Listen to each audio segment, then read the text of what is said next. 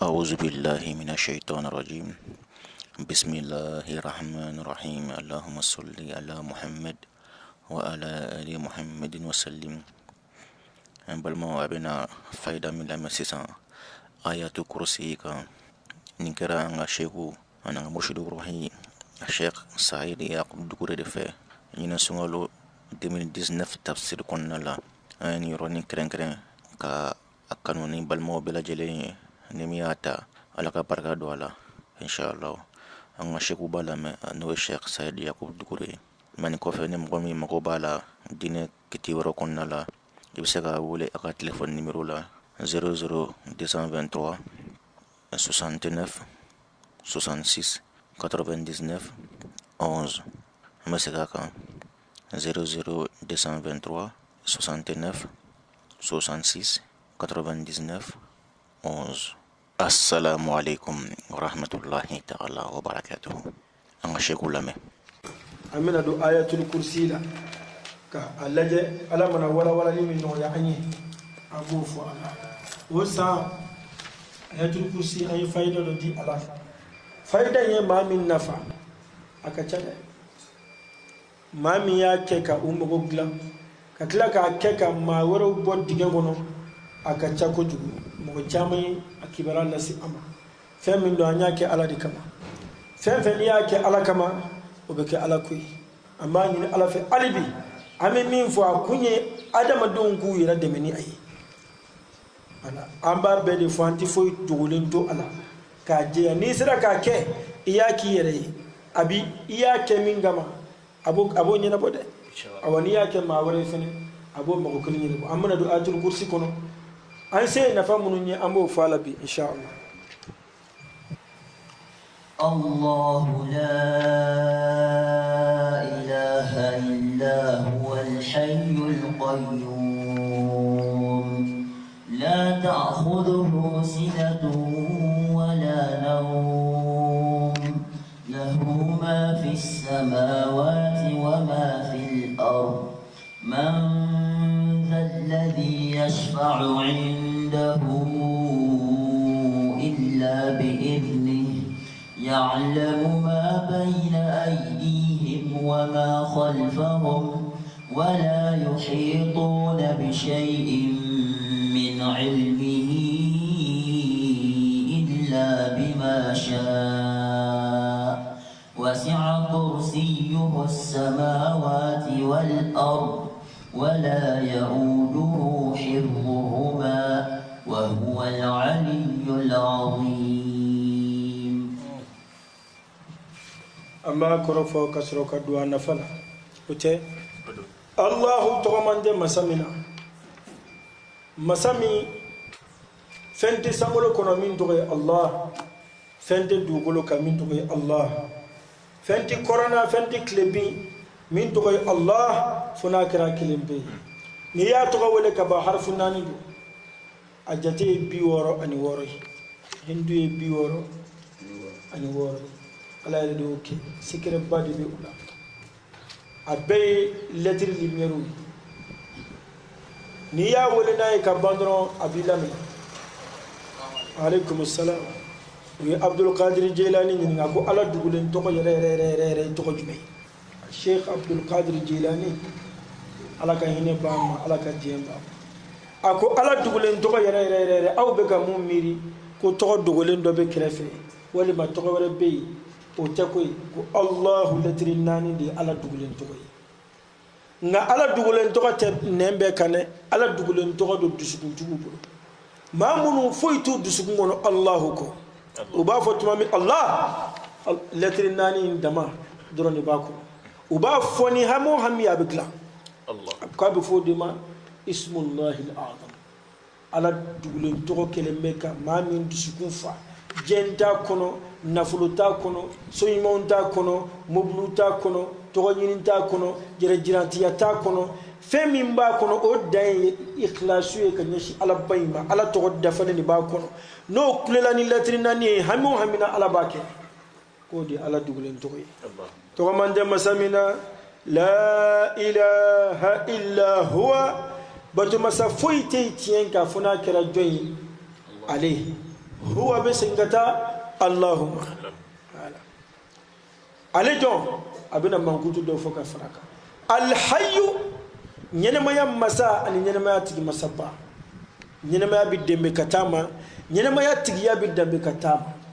Allah wala nyenema masado nyenema tigi masabado ale de be nyenema di ale de ba mine al qayyum ale de jolem beni danfen bey e jolem flesisa odi ala di jolem beni e sansa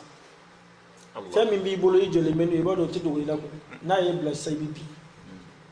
ni min bi la ala tadi o ala de o bla o jolem beni ye al hayyu nyenema min bi la ala o de be ala kay nyenema jira nyenema ni to yere de kay ismul azami الله حي قيوم الله حي قيوم الله حي قيوم الله حي قيوم الله تغمان دي مسامنا حي نينما ياتي مسني حي فدرو كافو ان يبين المدرابي ابي نينما في دسكونا ابي نيندي دسكونا ابي دسكون نينما قيوم ابي جوني يتسري ما لا فكتي دو كبرو الله parce que ya wele a klobi kana ebe ka mun wele pour que ka do ngafo ina ka sura klobi kana nyebila nyenema min bila bale de bulu akelenti ka blela dama de ababuluti e jole min flata force min bila bale buluti ko da binyon kan ni babulu na e blasta nyenema ni joli e bi dassa bi ka shui Allah ni jole meni farsoyi cewa galo yoro da be farso la ko ni jole de mi ali kusigi dengele ni jole mena ibo koroda ni ne kusigi dengele sama sisa be digila ni jole mena be nu ngono na shinunu ni jole meni farso fambe ko tega be bara la be dabali o tenifi ala fene jole meni mondu etindi ala misalati dama ala jole meni mondu nga esa nyebala ni mami ko nyete ala la ko kore ko ala ko ti chen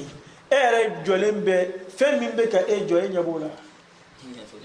ni min jolembe ni yede yiri nyetola ala jolembe ni danfo nyeti odi ala ka qayyumiyya awodi jirana na hayyun qayyum ayo jira ana ni min be anadi ni libana farifan abe farifan fantini fantala ere fantala agbe fari fambe parce que ni fambala nyenema bazi beke o findi abi fari fambe voilà ali nyekli bi kala magala be daka tu kuma mi beke ajole mena be ala fene biti yoroti dambe katama parce que tisika yoro dambe katani mai farsola abala wa taala wa itado abakona wa abakene mari itado shego bonni ngali ke est-ce que ni me farso ko na be farso ko ni kene mala bisila manga tigilaw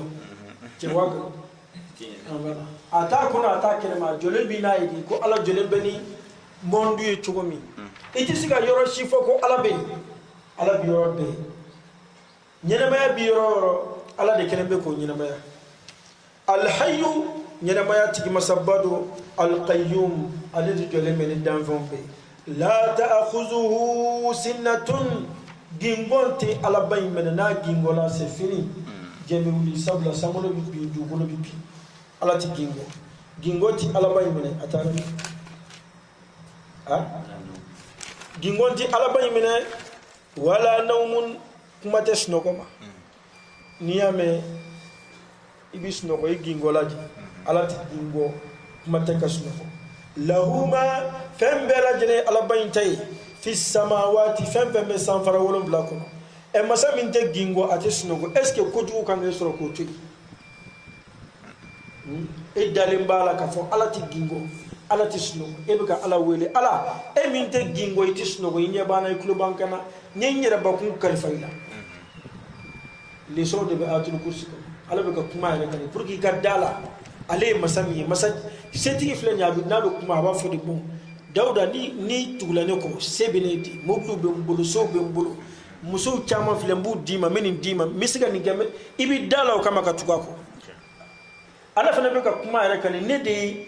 Allah ye to mande masamina ñenema bimbolo njole meni danfew ñi nti gingo kuma ta kasnogo ebe siga blay kuna ko ni na ko chugodi ebe siga blay kuna ko bi esro chugodi ki toni koro ne ti gingo kuma ta kasnogo ne de tay ñenema ne de jole meni danfew ñi lahu ma fi samawati fan min sanfara wolo bla kono abe ale ala bayndi tay wa ma fil ard fan be du golinga abe ale ala bayndi tay man dal ladhi jon kilim be awla aw jinawna adama dawni melekaw jon kilim be aw danfawna yashfa'u kibisul doninge indahu ala bayniro illa bi izni fakakin ala kajji ma shiti siga fusunal doni foyke ala yoro funi ala diena mami ya alamu ma ala bi fendo bayna aydihim fan be aw nyema ala ba bedo wa ma khalfahum fan be u kofe ala ba bedo ibini sini ala ba bedo min gangi sura min mangi sura min kera min make min menake ala ba be kalama Allah ya alamu ma bayna aydihim wa ma khalfahum wala yuhituna bi shay'in nunun galente kalamele kelikani foy dengelenye min ilmihi alaka donuna illa fona kera bima doni sha'a mi ala dia angodo ali cidon doni foy tula fona kera ala doni min duma ka doni ma shiti fen doni ala bayti fona doni dimi ma e ka udo wala yauduhu atigriya ala bayma ati ala bayn dese hifzuhuma wasi'a kursiyu alaka kursiyu masaya kursiyu kono ferela alaka kursiyu kono ferela bamananga na kursiyu be wala ko sigilandi alaka sigilan kono ferela na fara ko sigilan o ko ko sigili dambe kata alama ina fo alaba fo kale nye ana bulu atina fo anga adama de ya kambo miri kata alabayma agunno ala di bado alaka alaka kursiyu kono ferela as-samawati ni sanfara wolon flay wal ardani dugule ko kursi kono ferla sanfara wolon blani dugolo nunum bebe kursi kono Allah kursi telma kabu sangolo dugolo beba ko kursi fene o fene blale mella rushi kono ko drome kele de wolon blani ya taga fli tasabbele bele bako ale fene fille me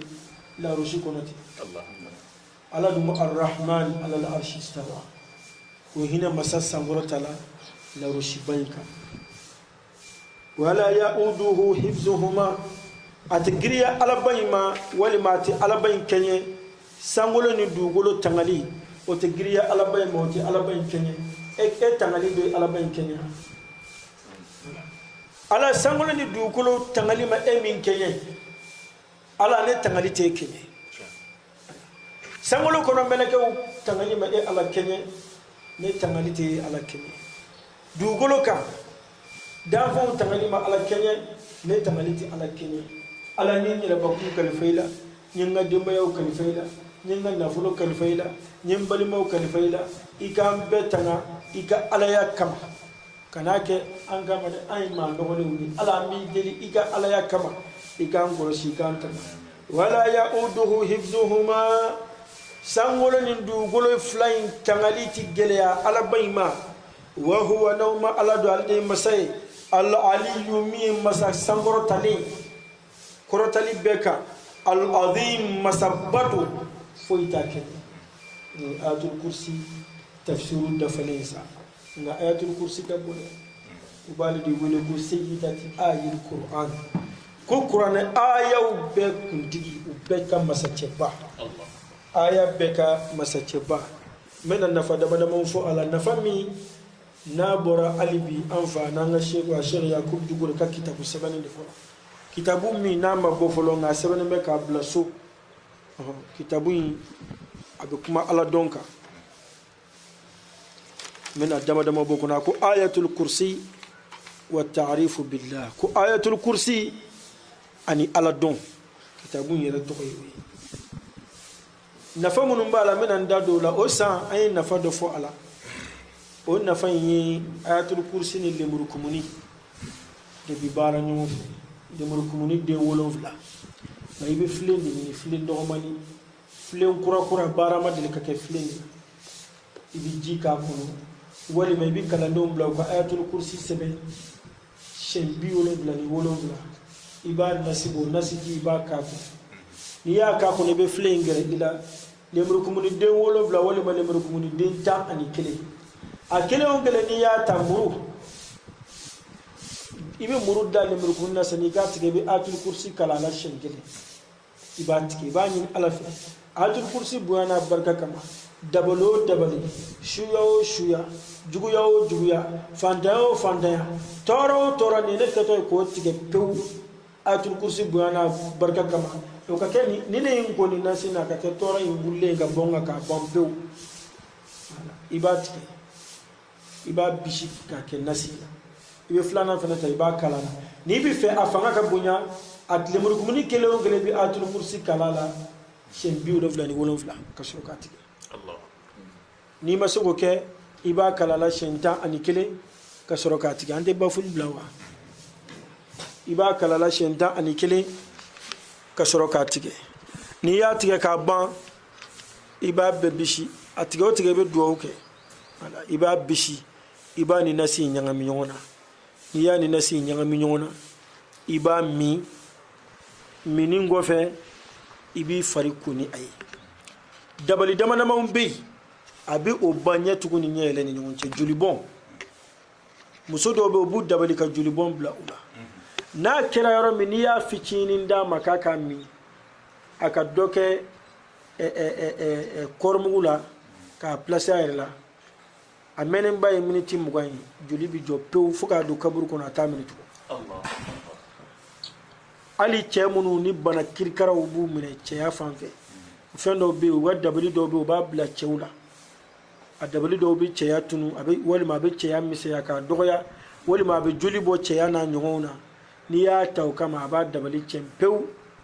ka ba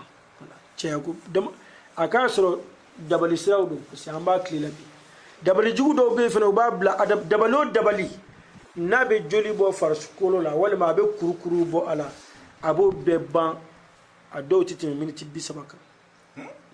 iba ki aba bampe ni ko ni aya bisiri betike kabola ni ko na ji ngabe ke fleni ko ate ko nyen ngono de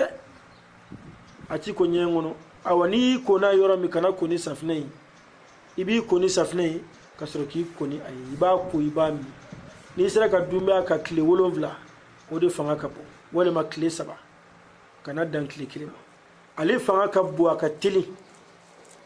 anno kadi ne ta ke gadi mama de iba ki yere parce que o sa nyafo dongo do baba wala ke kala ma se ba kala nga dama anti se kala na be kati yere de atul kursi la te tanda mbulo akama de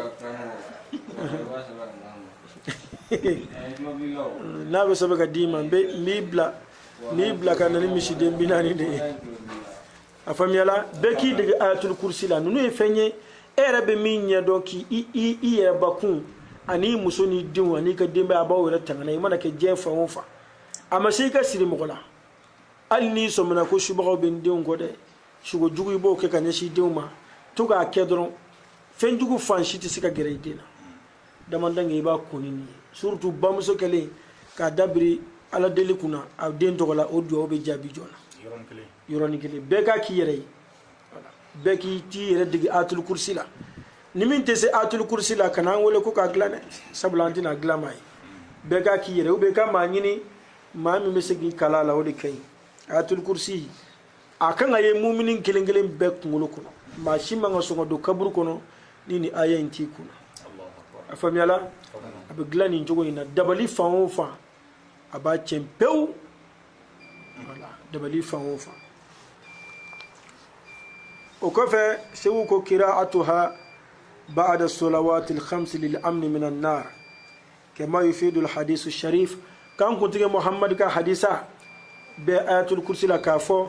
ما دملا كلانينغا سلوات دورو كفى كو فرسوكو كما بولا كبو تسمك جنيما الله أكبر فرسوكو تسمك تسونغي فرسوكو جني فيو دماندانغ دملا آيات الكرسي كلانينغا سلوات دورو بلا جلن كفى قراءتها على أذن المسروق أو على الماء وصبه عليه وشربه منه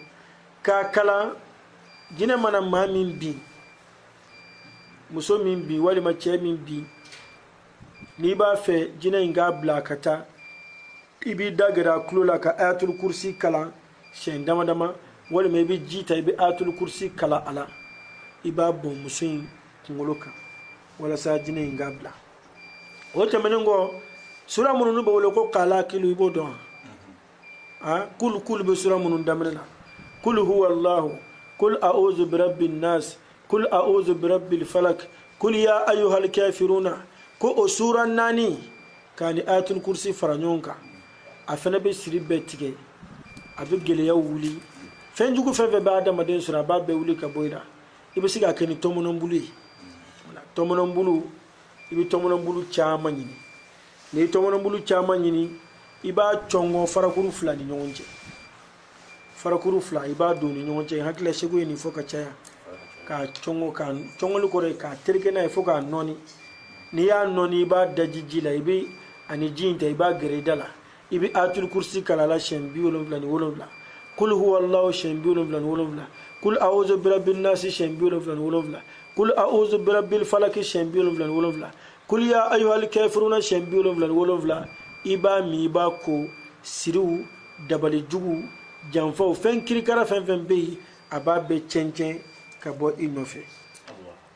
o temeningo ni ala e dukura no ya maminye iba fe ga yelema ko ni tafe sigi fen jugu ki toro duingono ibe belekise den duru ni belekise den duru i donengo sokono belekise kilongile ibe fatiha kala la shengile kul huwallahu shen saba kul a'udhu bi rabbin nas saba kul a'udhu bi rabbil falaki saba kul ya ayyuhal kafiruna saba ibe soka atul kursi kala la shen biolo vlan wolovla iba bla sokoro yan fanfe ibe flananta ibo kelenga ofenana ka bla so klibi yan fanfe ibe kele wara ta ibo kola ka bla so kini yan fanfe ka kele wara ta ka kala ka bla so nume okora so kote nani ibe kelengele bla bla kele no mi meto ibe dingete tige so chamajala iba bla okono akacha ala fa o so ali so nuna na shweni na obuna teme so indala go wafugo ese na ndo na amina fenyi na masura nkatawa so meteme ali so meteme ga duka wali ma bolifen kura ni ya kala ka beleki so blega bolifen kono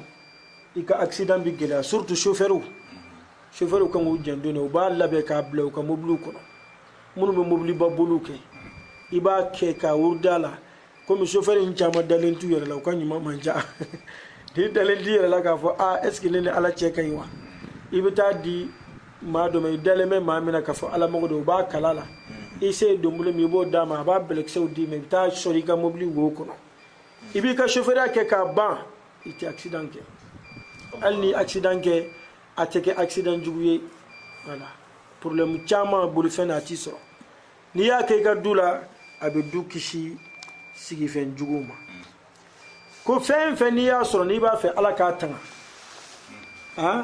ina fo tere be fen mununa bagan ye so soro wala ma ye nyongome soro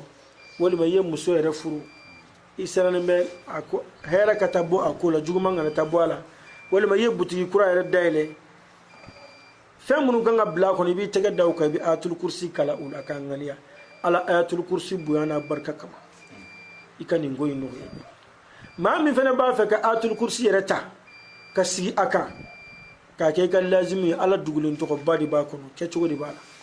ayatul kursi ala to ba duru di ba ko afolo folo allah yi flana hayyuni sabana qayyum yi nani nay aliyu yi duru nay azimun yi wote ni ala to duru ni ya hindu bo a hindu be jate be tabbe arshu jate ma